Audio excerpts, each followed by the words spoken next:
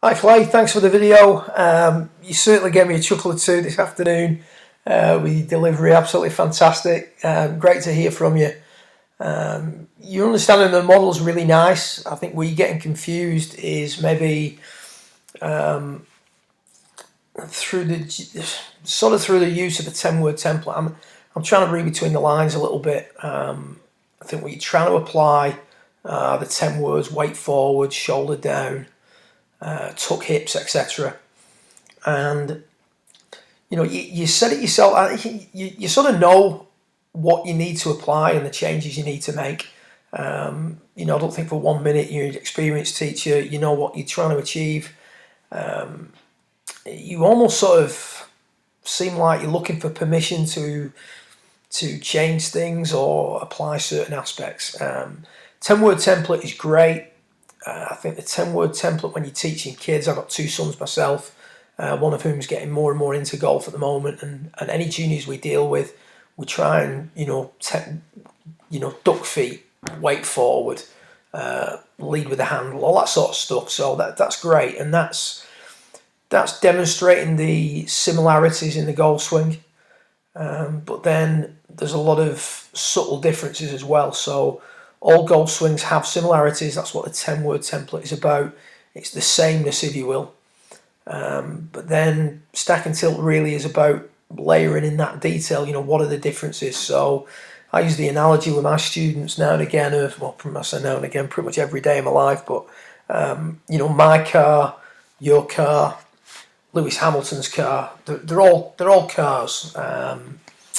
Lewis Hamilton won the World Championship Formula One, by the way, just in case you're not familiar with that. But we've all got cars. They've all got four wheels, a steering wheel and a seat. So in that respect, there's a sameness. But when we then look at the cars, they're all dramatically different. Mine's a sort of family vehicle. Yours could be a Corvette or something like that. And obviously Lewis Hamilton's driving a Formula One car. So whilst they have a sameness, they're all very different. And that's what stack and tilt's all about, really, for me, is once the student understands what we're trying to achieve, keeping the weight forward, leading with the handle, etc., then start layering in some detail to help him achieve that. I think if you're dealing with beginners and if you're dealing with juniors, the 10-word template initially is enough. And it's great with established players to start the conversation off, but then it ceases to be as important. You can always relate back to it, and the changes you make will improve some aspect of it, but there's obviously a lot more detail needed.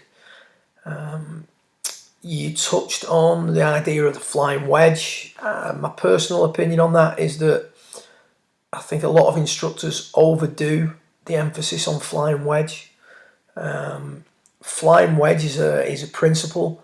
It's not an exact science. So as long as there is some evidence of wedge in there, there is no correct amount. And I think one or two golfers, be it as a player, as an instructor, can get a little bit too bogged down in really having the handle way forward, lots of shaft lean, and at the end of the day, that can lead to problems. We've seen that recently with Tiger, forever working on, adding shaft lean, but then trying to fade from there, which is never really going to work, and getting a little bit steep as he's doing it, etc. So anyway, that's by the by, but I think there's perhaps a little bit too much emphasis on that with a lot of instructors.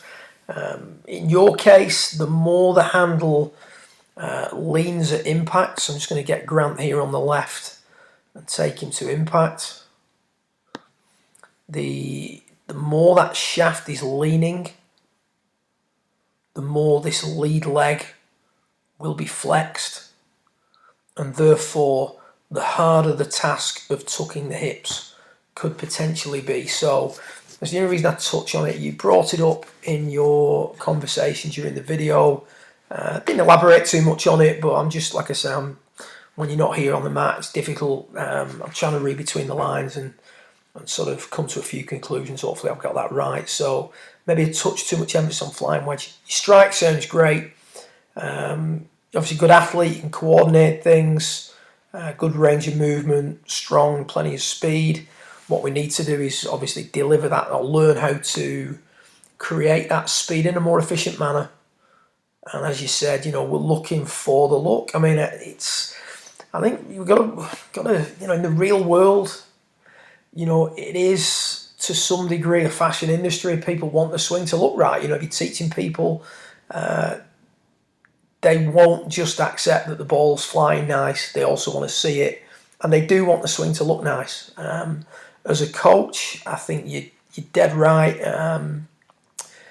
If you're teaching something, you should try and resemble that.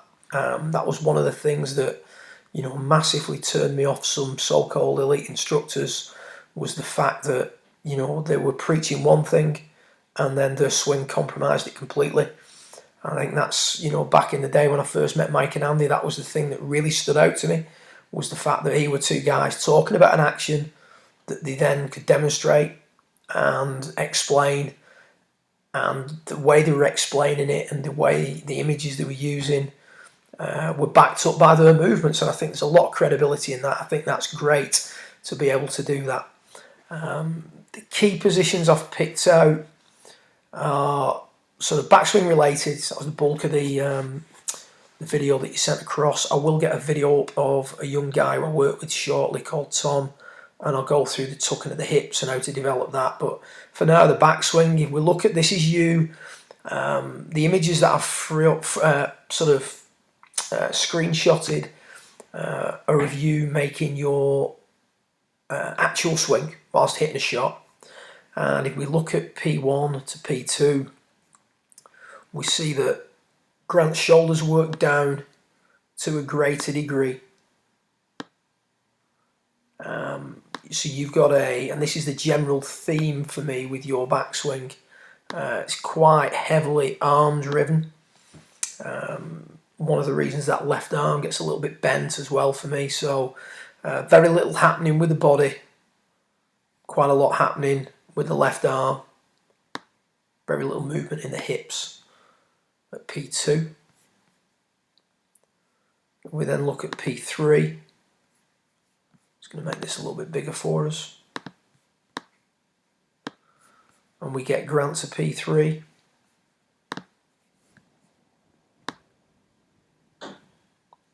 Or just beyond. A little bit of movement now with the knees. Hips starting to turn a little bit, but not as much as we're seeing with Grant. More differential between the knees, more active with the body. A considerable difference in the amount of turn and left tilt or left shoulder down. Call it whatever you like at that point. We then look at it at P4.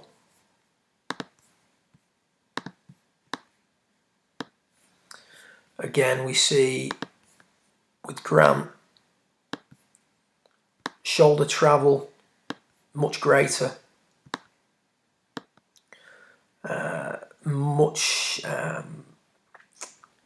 It's hard to pinpoint exactly with the hips, but if I look at the knees, there's a greater differential between the two knees, which is an indicator that his hips have turned a little bit more. And if we look at the amount of shoulder travel that we've got, that's limited. However, the butt of the club has been propelled a nice distance, so that leads me to suggest that it's been done predominantly with the arms, very little with the body. Now, interestingly, when you're demonstrating the swing that you want, and this is you sort of showing me the swing that you'd like to make during the video, I see a much greater travel in the shoulders. I see a greater differential between the knees. That's going to give us more hip turn.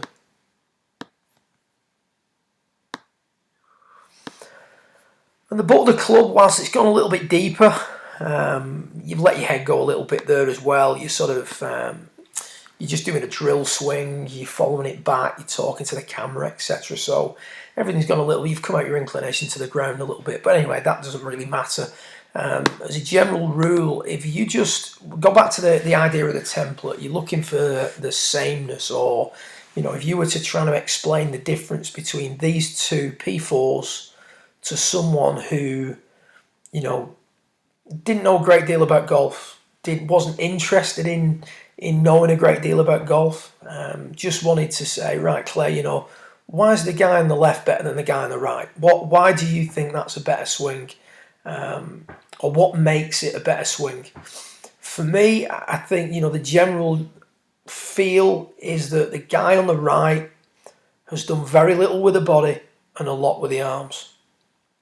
The guy on the left, his backswing has been driven more with the body, more with the trunk, with minimal arm involvement. The arms have travelled, but they haven't dominated things.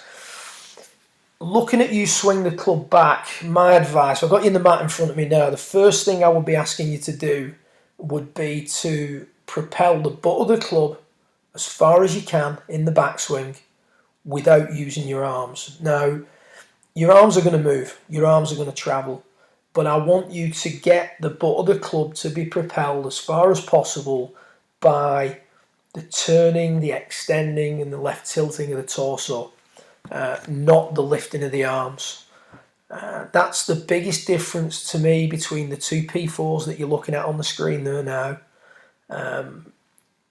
When you use the body more and the arms less, there's much less of a tendency to bend the left arm, and you can see that in front of you there. It's clear as day. There's much more involvement with the torso, much less involvement with the arms. So again, you know, if we're talking shoulder down, arms in that manner, so we want to talk as though we're using a template, I would say more body, less arms, and that would be it. P1 to P4, more body, less arms, and I'd just be hammering that home to you. We can look at as much detail or as little detail as we want.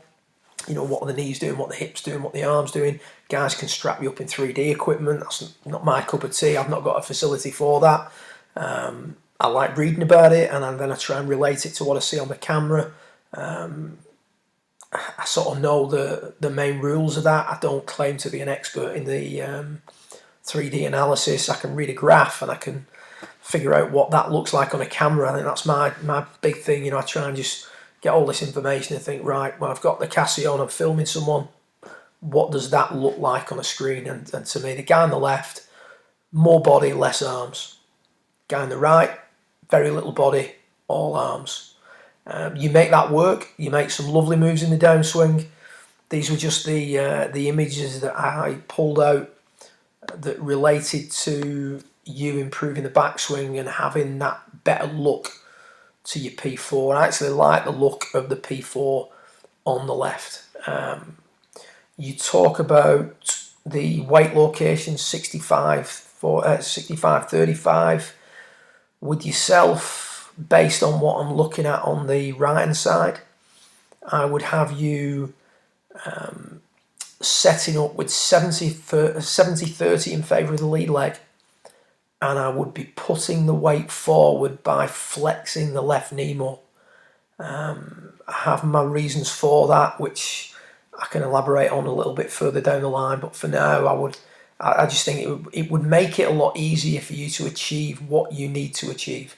Whenever you get a pupil and you flex the left knee more and you move the weight forward in that manner, it makes it much easier for that pupil to get the left shoulder working down, to get the arms working in, to get the ascent of the hands improved. And I think that, for me, is where you're at with your golf swing. So that's the backswing side of things for you. In regards to the extension, the tucking of the hips, if we take a little look at the session I did with a young guy called Tom Dolan this week, his recap's actually on the channel at the moment. What do we know? Swing A. Here we go. And this is his first swing of the session. Tom sets up with his weight, pretty much 70-30 all the time. Great swing. I mean, this kid smashes it. Easy power, hits it a long, long way. Very, very good player. Plays a handicap of +2, so the kid can play. Tends to get a little bit steep on it. Tends to look similar to yourself, where there's that flex maintaining the lead leg. There's some flex maintaining the pelvis, and there's some flex maintaining the neck. Now, this to me is very similar to what I see with you. A little bit of flex in the pelvis maintained. Certainly a lot of flex in that lead leg. Left foot rolling. Arms working across his body through the hits. Right knee flexing. Right heel popping up and spinning round, etc. So a lot of the stuff that you're looking at in your goal swing is in Tom's action. And the drill we got him to do, well, first thing we've got to do is learn what that feels like. What does that tucking of the hips feel like? When I first started off on the network, the one thing I could get the concept of raising the belt and tucking the hips. I understood its importance. I understood how it fits into the grand scheme of the golf swing and how it benefits players. But I couldn't feel it. As a player, I just could not feel the belt raise or the hips tuck. So I just started, playing around with drills, chatting with different instructors. And, when you're doing certain drills, such as this ball, 5-6 balls back in the grid. Initially, I used to do this drill to get the pupil familiar with hitting down and out more. So, zero would standard setup position, and then we've got this 1, 2, 3, 4, 5 balls back in the grid. So this player then is going to sort of hit down on it, hit out at it. Really easy for this player to keep his arms in on the way back, or move his arms in on the way back, keep the arms in on the way down. So if a player's slicing the golf ball, he's never felt what it's like to attack it from the inside. This is a great drill. But the other thing I realised was that the club's coming in so steep.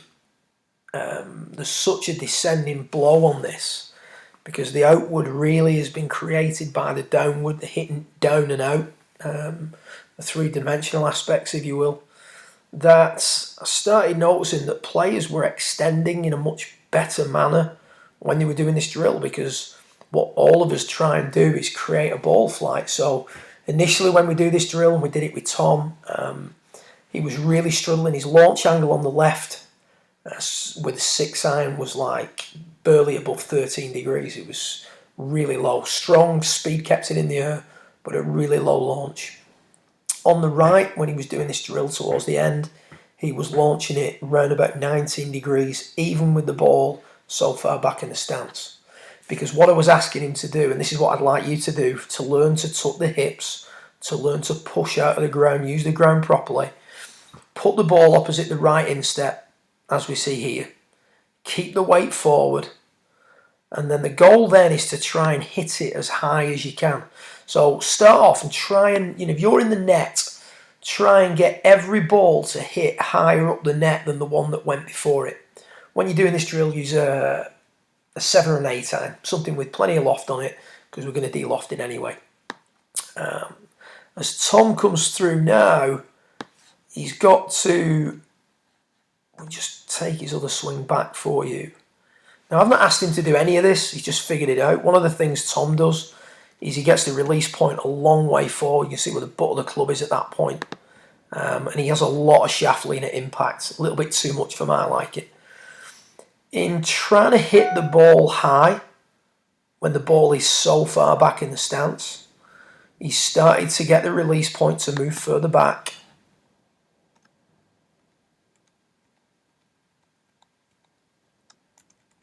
He started to get rid of a little bit of shaft lean. If I stop him at the same point in the swing when that club's just meeting that white line.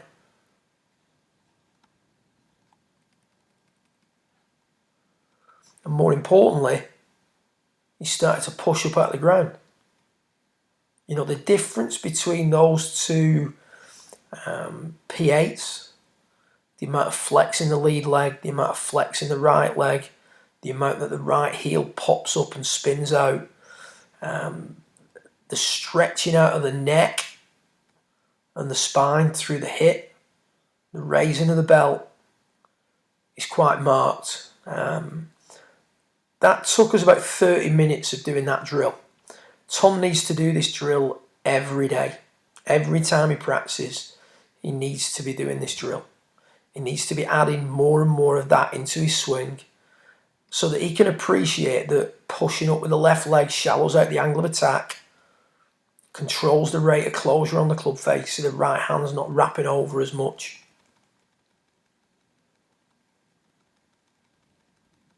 Allows him to hit out for longer. This was really just a shallowing out with Tom. But I just thought it was a nice bit of footage for you to look at because it's demonstrating the move that you usually make, similar anyway, on the left compared to that more tucked look that you're after the guy on the right. Huge difference in the follow through positions, extension of the spine, etc., positioning of the foot. So I just think that's an appropriate video for you to look at. The drill is to put the ball 5 balls back in the grid and then try and hit the ball a little bit higher with every shot. Don't react too much to the outcome initially, it's going to come out low. So get the weight forward at P1, get the ball opposite the right instep, and then try and hit every shot a little bit higher. Once you've done that, and you've done that for, say, I don't know, 30 minutes, 40 minutes, whatever, what you could then do is just film yourself hitting a normal shot. So this was Tom's first shot after doing the drill for 40 minutes. And we start to see that the lead leg's extending a little bit more. It's not quite as good as when he's doing the drill, but it's more along the lines that we're looking for. You can see it's already started. He's not flexed the left knee quite as much coming into it. And he's starting to tuck the hips under in a much more appropriate manner on the way through. So, you know, some food for thought. Hope it helps. Feel free, like I say, to ask me any questions you've got. Always happy to help. And, you know, good luck with it. I'm quite jealous you're there practicing in a t-shirt with the birds chirping in the background. We've got storms and dark nights and rain, but anyway, we're both good. We're both hitting a golf ball. We're both loving the stack and tilt. So keep at it, mate. If you got any problems, give me a call. Or drop me an email, should I say. If you want to send me the swing across via Huddle, feel free to do so. Great to hear from you. Good luck with it and keep me posted.